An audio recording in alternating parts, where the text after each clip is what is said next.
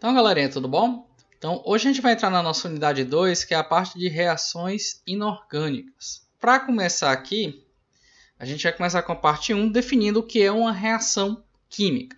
A reação química nada mais é do que um processo de transformação da matéria, onde você tenha mudança nos constituintes daquela matéria. Por exemplo, a formação de ferrugem. Então, durante a formação de ferrugem, você tem um ferro metálico, representado aqui pelo ferro sólido.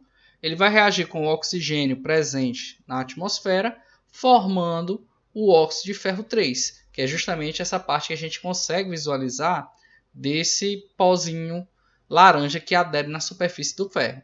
Então, como é que eu represento uma transformação química? Através do que eu chamo de equação química. Então, o que é uma equação química? Seria nada mais, nada menos do que a representação da transformação.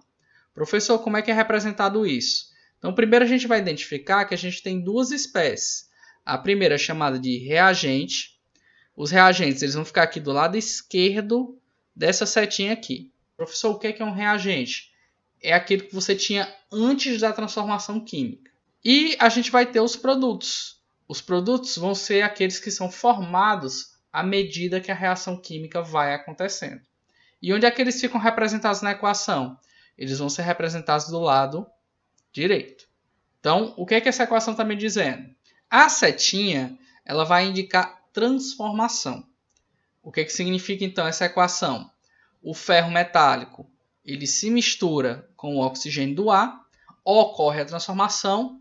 À medida que vai ocorrendo essa transformação, os reagentes eles vão diminuir a quantidade, eles vão ser consumidos e vai sendo formado o óxido de ferro 3, que a gente conhece popularmente como ferrugem. Então, nessa equação química, a gente tem alguns símbolos que ajudam a gente a interpretar ela. Um dos símbolos que a gente já viu é a seta. Então, quando você tem apenas uma seta, isso significa transformação irreversível. O que significa isso? Ela tende a ocorrer somente em uma direção, do lado esquerdo para o lado direito. A gente tem outra representação chamada de reação reversível. O que significa isso? Que a reação ela pode ocorrer nos dois sentidos. Tanto no sentido que ela está escrita dos reagentes se convertendo em produtos, quanto no sentido inverso. Além disso, a gente tem algumas letrinhas que são representadas aqui do lado dos elementos e dos compostos. Essas letrinhas são chamadas de fases de agregação. Professor, o que são fases de agregação? São os estados físicos mais algum estado misturado que você possa ter lá. Por exemplo, estados físicos. A gente conhece três principais: gasoso, sólido e líquido. E aqui a gente tem um estado que não é físico, e sim um estado como a matéria se apresenta. O que significa esse aqui? Isso significa aquoso. O que significa aquoso? Que você tem uma mistura daquele reagente com água. Ele está dissolvido dentro d'água. Além disso, a gente vai ter outros símbolos reacionais. Essa setinha para cima significa desprendimento de gás. Por exemplo, quando você mistura bicarbonato de sódio com ácido clorídrico ou qualquer outro ácido, vai formar um sal, nesse caso aqui é o cloreto de sódio, vai produzir água no estado líquido e vai ocorrer um desprendimento de bolhas. E essas bolhas são de gás carbônico. Então, essa setinha aqui ela serve para indicar isso. Quando você tem uma setinha para baixo, significa formação de precipitado, ou seja, vai ser formado um produto no estado sólido. Então, por exemplo, se você pegar uma solução, ou seja, uma mistura de sal de cozinha e água, e misturar com nitrato de prata dissolvido também em água, vai ocorrer a formação de um pozinho branco, que vai ser o cloreto de prata. Essa formação do pó pode ser representada de duas formas, ou pela letra S, ou pela setinha para baixo. As duas coisas querem dizer a mesma coisa. Outros símbolos que podem aparecer durante a reação química é o HNI, que significa incidência de radiação. São reações que precisam da presença de luz para ocorrer, ou seja, da presença de fótons. Exemplo, o cloro reagindo com metano, formando o clorometano e o ácido clorídrico. Certo? Então, vamos esquecer essa setinha aqui que ela não existe. Aqui foi um erro, viu? Porque um gás você não pode ter seta para baixo. Então, você vai ter a presença desses gases aqui. E outro símbolo é quando em cima da seta aparece um outro elemento químico ou um composto, que é justamente o que a gente chama de catalisador. Professor, o que é um catalisador? É uma substância que faz acelerar a velocidade da reação. Então, sem o catalisador, provavelmente aquela reação ocorreria tão lenta que você quase que não consegue observar.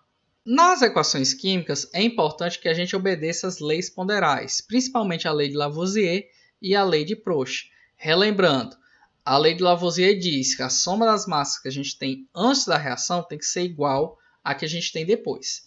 Na prática, o número de átomos também. O número de átomos que eu tenho antes tem que ser o mesmo número de átomos que eu tenho depois. Já a lei de Proust, ela regra a parte da proporção da reação. As reações elas não ocorrem de qualquer jeito. Você tem que ter uma proporção fixa para misturar esses reagentes e uma proporção fixa de formação desses produtos. Para entender bem isso, a gente precisa saber expressar a quantidade de átomos. Professor, como é que eu expresso essa quantidade de átomos? Primeiro, a gente tem que saber dois conceitos. O que é um índice estequiométrico e o que é um coeficiente estequiométrico. Índice estequiométrico significa a proporção que os átomos têm ao formar uma determinada substância, seja isso um elemento ou um composto. Então, quando a gente tem escrito na fórmula H2O, significa o quê? Isso aqui refere-se a uma substância chamada de água. Na água, você vai ter, para cada 2 átomos de hidrogênio, você vai ter um de oxigênio. Já isso daqui é o que a gente chama de peróxido de hidrogênio. Mudou o índice estequiométrico, mudou a substância. Qual é a diferença do peróxido para a água? Aqui tem um oxigênio a mais. Então, dentro da fórmula, você vai ter 2 átomos de hidrogênio e 2 átomos de oxigênio. Tranquilos? Então, o índice estequiométrico ele vai determinar a quantidade de átomos dentro de uma substância. Mudou os índices estequiométricos, você vai mudar a substância. Os coeficientes estequiométricos eles já vão indicar a quantidade daquela substância. Ele vai ser um número que, em vez de aparecer pequeno dentro da fórmula, ele vai aparecer do lado esquerdo. Então, a diferença básica de escrita é essa. Índice estequiométrico ele vem pequeno e do lado direito ao elemento que se refere. Coeficiente estequiométrico ele vai vir grande e do lado esquerdo da substância. Então, quando a gente tem, por exemplo, H2O, isso aqui é a substância água, como a gente já viu. Já quando você tem 2 H2O, significa o quê? Você continua tendo a mesma substância, que é o H2O, não mudou, mas mudou a quantidade. Em vez de ter uma molécula de água, você passa a ter 2 moléculas de água. Professor, então como é que eu consigo identificar a quantidade de átomos durante uma escrita de uma equação química? A quantidade de átomos ela vai ser a multiplicação do índice pelo coeficiente. Então, quando a gente vai ter o HNO3, que é o ácido nítrico, você tem H1N1O3. Quando você vai fazer, quanto é a quantidade de átomos que eu tenho aqui? Vamos supor que esse 2 que tem na frente seja o número de moléculas. Então, esse 2 ele vai multiplicar todos os valores de átomos que estão à direita dele. Então, vai ficar 2 vezes 1, você vai ter 2 átomos de hidrogênio. 2 vezes 1, você vai ter 2 átomos de nitrogênio. 2 vezes 3, você vai ter 6 átomos de oxigênio. Então, isso aqui vai representar a quantidade. Então, quantidade de átomos vai ser o coeficiente vezes o índice. Não apareceu o índice, subentenda que é 1. Vamos ver agora o caso do 2AlOH3. Professor, aqui tem um parênteses. O que é que significa? Vamos colocar primeiro os índices que não estão aparecendo explicitamente. O alumínio não tem nenhum número à direita dele, então a gente identifica que seja 1. Os elementos que estão dentro do parênteses, os índices dele também tem que estar dentro do parênteses. Se não aparece, você também subentende que seja 1. Professor, e esse 3 que está fora do parênteses? Ele vai multiplicar os índices que estão dentro do parênteses. Então, aqui você vai ter 3 vezes 1, 3 átomos de hidrogênio. 3 vezes 1, 3 átomos de oxigênio. Para cada molécula de AlOH3. Como aqui a gente tem um 2 na frente, esse 2, que é o coeficiente, ele multiplica todo mundo. Então vai ficar 2 vezes 1, você vai ter 2 átomos de alumínio. Aí agora a gente vai multiplicar o oxigênio. O oxigênio, lembre-se que tem um 3 do lado de fora do parênteses. Então vai ficar 3 vezes 1, 3. Esse 3 agora vai multiplicar o coeficiente. 3 vezes 2, você vai ter um total de 6 átomos de oxigênio. A mesma coisa vai acontecer para o hidrogênio. O 3 que está fora do parênteses multiplica quem está dentro. 3 vezes 1, você vai ter 3 átomos de hidrogênio. Vezes o coeficiente que está aqui fora, 3 vezes 2, você também vai ter 6 átomos de hidrogênio. Então, esse 3 que está lá de fora, ele funciona como se fosse em evidência, certo? Ele multiplica todo mundo que está dentro do parênteses. Então, professor, quando a gente escreve uma equação química, a gente tem que lembrar dessa questão das quantidades, que a quantidade de átomo é o índice vezes o coeficiente estequiométrico, e tem que lembrar a questão da conservação.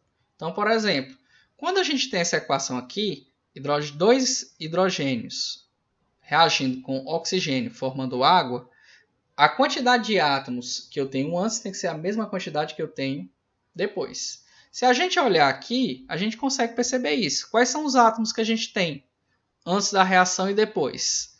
Só hidrogênio e só oxigênio.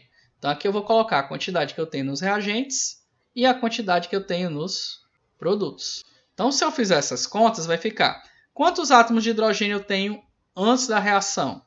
Você pode fazer no método visual, contando as bolinhas que a gente está vendo aqui, ou simplesmente a gente pode fazer a multiplicação do índice vezes o coeficiente. Então vai ficar 2 vezes 2, a gente vai ter 4 átomos de hidrogênio.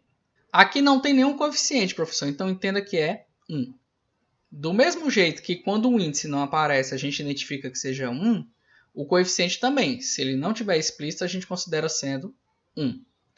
2 vezes 1, a gente vai ter 2 átomos de oxigênio antes da reação se completar. Então aqui é a seta, do lado esquerdo são os reagentes, é o que a gente tem antes, do lado direito vai ser o que a gente tem depois. Quantos átomos de cada um a gente vai ter? Oxigênio não tem índice, a gente supõe que seja 1. Então vai ficar 2 vezes 2, 4 átomos de hidrogênio. 1 vezes 2, a gente vai ter 2 átomos de oxigênio. Se a gente for fazer análise visual, vai perceber a mesma coisa. 4 bolas brancas, que são os átomos de hidrogênio, 4 bolas brancas. 2 bolas vermelhas, 2 bolas vermelhas. Então, a quantidade antes e depois da reação tem que ser a mesma.